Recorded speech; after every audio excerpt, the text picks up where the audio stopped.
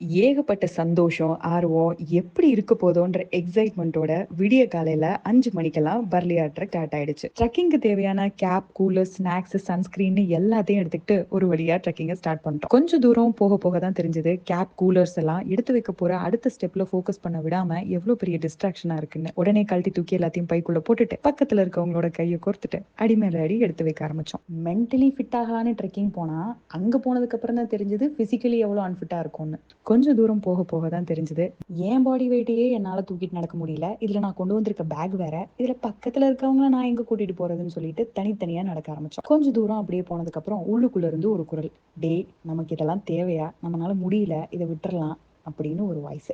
அந்த வாய்ஸையும் over attack பண்ணி உன்னால முடியும் அப்படின்னு செல்ஃப் மோட்டிவேஷனோட இன்னும் கொஞ்சம் தூரம். நிஜமாலுமே இது முடியல, போதும் இதோட நிப்பாட்டிக்குவோன்னு ஒரு முடிவுக்கு வர நேரத்துல தான் அனுபவம் துணைக்கு வருது.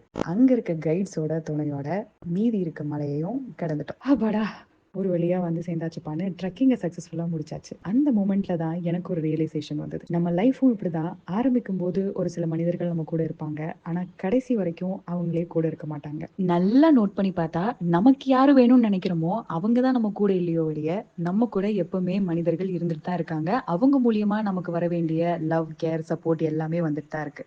ஸோ இல்லைங்கிறத நினைச்சு என்னைக்குமே வருத்தப்படணும்னு அவசியம் இல்லை. என்ன இருக்கோ அதை வேல்யூ பண்ணிட்டு உங்க லைஃப்ல அடுத்து என்ன பண்ணணுங்கிறத யோசிச்சு போயிட்டே இருங்க. ஏன்னா இங்க சோகப்பட்டு உட்காந்து வருத்தப்பட்டு என்ன நான் திருப்பி ரெடி பண்ணிக்கிறேன்னு கம்பேக் மேல கம்பேக் கொடுக்கறதுக்கெல்லாம் இங்க டைம் இல்லை. லைஃப் போயிட்டே இருக்கு.